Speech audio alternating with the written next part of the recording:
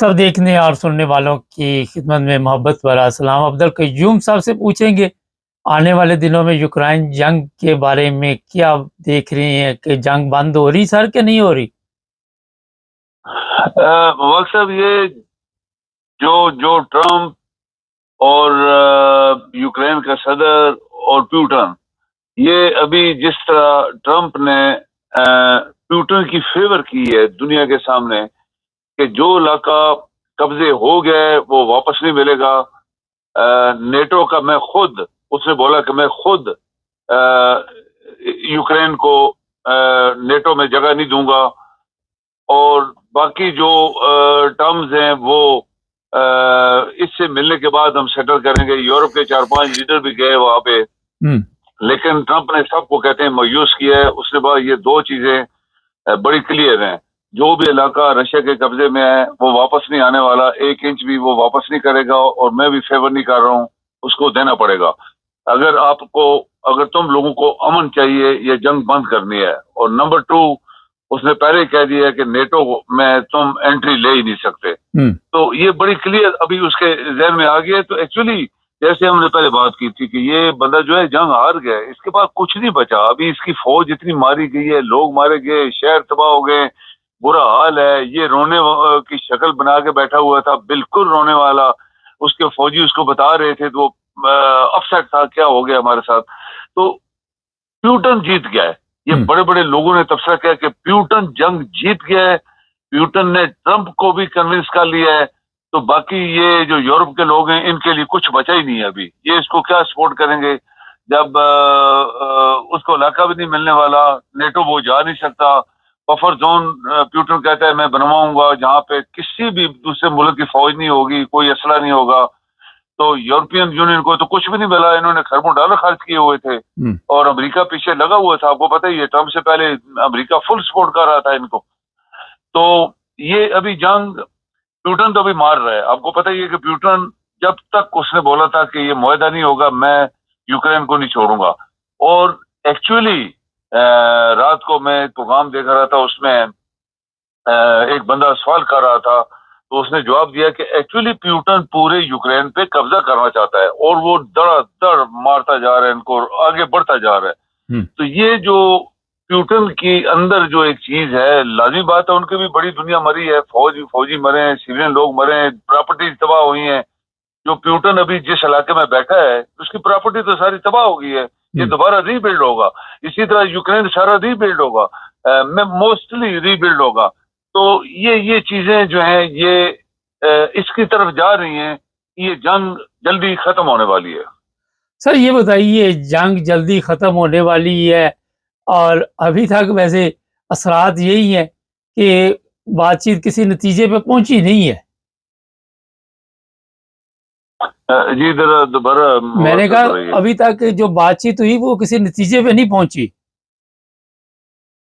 ये सही बात है, वो जो भी बातचीत हुई नतीजे पे नहीं पहुंची, लेकिन वो अभी चूंकि प्यूटन इसका इंतजार कर रहा था सदर का, वो गया, उससे बात अलहदा की। फिर सारे लीडर, आपको पता है, 4-5 मोटे मोटे जो हैं, ये जर्मनी का, फ्रांस, इंग्लैंड, और एक आध और था शायद कोई। तो ये 4 बंदे, हाँ, वो यूरोपियन यूनियन की जो प्रेसिडेंट है वो थी। तो ये 5 बंदे थे। लेकिन एक बात प्यूटन ने बहुत क्लियर कर दी है कि मुआहदा करने के लिए अगर तुमने जंग करनी है तो तुम जंग करो, लेकिन तुम्हें पता होना चाहिए कि प्यूटन ने तुम्हारा बहुत सारा इलाका कब्जा कर लिया है, और बहुत सारा तुम और खो बैठोगे अगर तुमने कोई मुआहदा ना किया। और मैं तुम्हारी मदद नहीं करने वाला, अमेरिका बिल्कुल मदद नहीं करेगा। अमेरिका अमन के लिए सपोर्ट कर रहा है तुम्हें, कि तुम्हारी बेहतरी यही है कि जहां अभी खड़े हो इधर ही खत्म कर दो, और जो तुमसे निकल गया वो निकल गया। ये हेनरी किसिंजर ने, मवाक साहब आपको याद होगा, 2 साल पहले बोला था कि जो छोटा सा इलाका तुमने घुमा दिया उसको भूल जाओ, फौरन अपने मुल्क को बचाने की कोशिश करो, वरना तुम्हारा सारा मुल्क तुम्हारे हाथ से निकल जाएगा। और वही बात हुई है। अभी थर्ड पार्ट, तकरीबन थर्ड आप कहें कि इसके हाथ से निकल गया है, और प्यूटन की शायद ये मर्जी है कि पूरा यूक्रेन कब्जा कर ले, और कर भी सकता है, क्योंकि प्यूटन का हाथ इस वक्त बहुत मजबूत जा रहा है। अमेरिका उसका सपोर्ट कर रहा है। थोड़ा सा पाकिस्तान चलते हैं, लोगों को पता चले। सर, पाकिस्तान में तबाही ही तबाही है इस वक्त, और जो हमारे लीडर हैं उनको कोई फिक्र नहीं, वो अपनी ज़िंदगी में मस्त हैं, पिकनिक में चल रहे हैं वो तो ये आम बंदा जो है, कहीं पे सैलाब आ गया, कहीं पे ज़लज़ला आ गया, कहीं पे बारिशें आ गई, किस चीज़ की कौम को सज़ा मिली? आज कौम की बात करते हैं, पहले तो हम लीडरों की करते हैं। ये मुबारक सर, ये सही बात है कि आप देखें कि क्योंकि हमने ये कोई मेरे ख्याल में सैकड़ों दफा अल्फ इस्तेमाल किया है कि चूंकि ये कौम मुर्दा है, और अल्लाह ताला का गजब, मुबारक साहब खुद अल्लाह ताला ने फरमाया 3 तरीकों से मेरा गजब नाजल होता है। जैसे नूह तूफान आया था तो नूह अलैहिस्सलाम की कौम तबाह हुई थी, पूरी दुनिया तबाह नहीं हुई थी। ये लोगों की गलत फहमी है कि नूह अलैहिस्सलाम के जो सैलाब आया था पूरी दुनिया नहीं, वो एक कौम थी। एक कौम के ऊपर इतना जबरदस्त बारिशें बरसाई गई और जमीन पानी उगलना शुरू हो गई, उनकी कौम डूब गई उसके अंदर। और ये अरबों का इलाका है, ये कोई तुर्की मुर्की नहीं है, ये सब फ्रॉड लोग करते हैं। ये एक्चुअली ये उर्दन, फलस्तीन, ये मिस्र, ये यही इलाका था जहां पे ये अल्लाह ताला का गजब नजर हुआ था। अब देखें कि अल्लाह ताला ने खुद फरमाया कि मैं जलजले से ऊपर से नीचे, नीचे से ऊपर जमीन कर देता हूँ। वो कौमें जो मेरा हुक्म नहीं मानती या मेरे से बागी होती हैं। पाकिस्तानी एक बागी कौम है अल्लाह ताला के साथ, क्योंकि ये मुल्क इस्लाम के नाम पे मांगा गया। उस वक्त के लीडरों ने जो हकीकत में काबिल तारीफ थे और मुखलिस थे, देनदार थे, खुलूस से उन्होंने ये मुल्क बना दिया। इसके बाद आरामखोरों के हाथों में आ गया तो गजब के ऊपर गजब अल्लाह ताला का नाज़िल हुआ इस कौम के ऊपर। जल्ज़ले आए, सैलाब आए, कुछ बचा नहीं है, लेकिन ये समझ नहीं रहे अभी तक। ये इशारा होता है कुदरत की तरफ से कि देखें मैं तुम्हें अभी भी समझा रहा हूँ। तो फिर वही बात है, अल्लाह का तो हुक्म होता है, कौन तो फयकून कैसे होता है, हर चीज उलट जाती है। फिर पता लगता है, जैसे कुरान में है कि पता लगता था हजारों साल पुराने इधर को लोग रहते थे, तो पाकिस्तान का तो कुछ नहीं बचा। लेकिन ये जो ऊपर हमारे हाकम है, ये सबसे बड़े मुजरिम है, और इन मुजरिमों को कौम हटा सकती है। और कौम आपकी मुर्दा है। अभी दो तरफ एक चीज चल रही है, एक तरफ कौम मुर्दा है, दूसरी तरफ हाकम क्रिमिनल्स है, मुजरिम है, चोर हैं, डाकू हैं, लूट रहे हैं, खा गए पाकिस्तान का पैसा। तो ये कैसे इसको बैलेंस आप करेंगे? ये बैलेंस यही है कि फिर कुदरत आपको सजा देगी, दोनों को मिलेगी फिर, क्योंकि मुर्दा कौम बोल नहीं रही, हाकम जो है वो चोर हैं, वो पाकिस्तान को खा रहे हैं, तो फिर अल्लाह का हुक्म आ जाएगा। आप देखें कितनी सख्त बारिशें हुई और किस तरह बादल बर्स्ट हुए, पूरे का पूरा कौमों को, क्या कहते हैं, गांव को, मोहल्लों को गायब कर दिया अल्लाह ताला ने, और उनकी लाशें नहीं मिल रही। ये कौम मुबारक साहब नहीं संभलेगी जब तक लोग नहीं उठेंगे। ये पाकिस्तान नहीं चलेगा। हमने 1000 दफा बोला है और आज तक नहीं चला। आपको पता है, आपके पास बड़ा इल्म है, आपने बड़े प्रोग्राम किए हैं। ये कौम, ये मुल्क नहीं बचेगा जब हम मकरूज हैं, गली गली, एक एक मोहल्ले के, कहते हैं कि शहर के, मुल्कों के।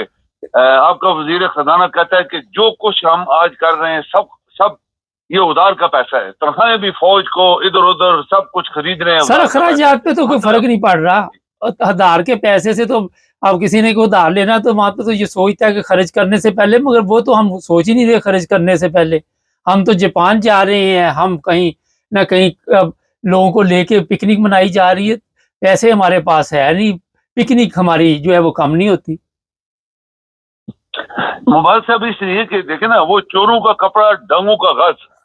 यानी जब इनका मुल्क ही नहीं है ये, तो ये क्यों मुल्क के बारे में सोचेंगे? इनकी तो प्रॉपर्टी सारी बाहर है। आप देखिए, सारा दुबई में इनकी प्रॉपर्टीज हैं, कतर में है, पूरी बाकी दुनिया में इनके सब कुछ तो वहां है, पैसा भी वहां है। तो ये क्यों पाकिस्तान के बारे में सोचेंगे?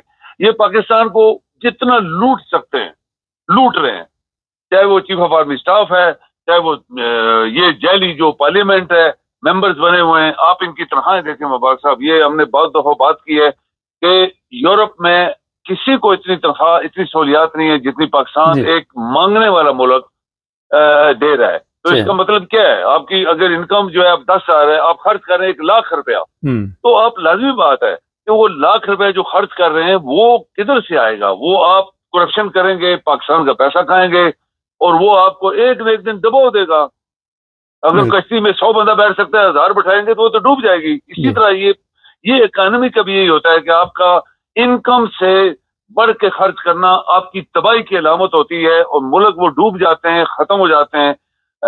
جیسے رشین تھا کسی زمانے میں، آپ کو پتا ہے، وہ جنگ شنگ کر کے اس کے بعد پیسہ نہیں بچا، ہتھیار اس کے بعد بہت تھے، ایٹم بم سب سے، لیکن وہ ملک نہیں بچایا پایا تھا. وہ 15 ملک بنے تھے. پھر پاکستان جو 4 صوبوں کا ملک ہے، ہر صوبے میں تو لڑائی ہو رہی ہے. بلوچستان کہتے ہیں ہمارے کوک مارے گئے، صحیح کہتے ہیں، بالکل سچ کہہ رہے ہیں. سوئی گیس سونا ہیرے جواہرات تو بلوچستان میں ہے، تو وہ سب سے غریب صوبہ ہے. کیوں پیسہ ان کا لوگ کھا گئے.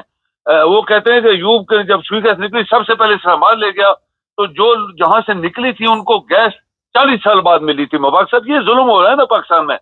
اسی طرح پٹھان جو ہیں وہ ان کے ساتھ ظلم ہوا ہے، وہ مار کٹائی کر رہے ہیں ابھی تک. پنجاب کھا گیا پیسے، جیسے وہ لوگ سارے کہتے ہیں پنجاب کھا گیا، تو پنجاب جو ہے وہ ساری دولت پنجابیوں کے پاس ہے. یہ بڑے بڑے چور ڈاکو سارے پنجابی ہیں.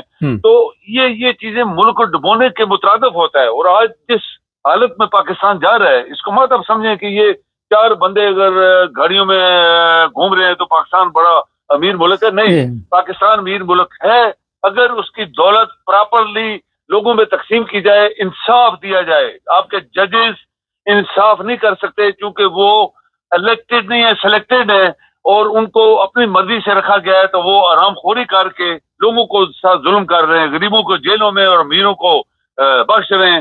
تو یہ سب قدرت کی مار ہے، یہ قدرت کی مار ہوتی ہے. بہت شکریہ. قدرت بھی جو دکھا رہی ہے آپ کو، یہ سبق سیکھنے کے مترادف ہے. مبارک صاحب، بہت شکریہ سر. جی مہربانی.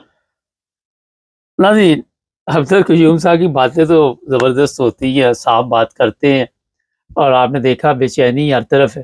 چینل کو سبسکرائب کریں، جڑے ہمارے ساتھ تاکہ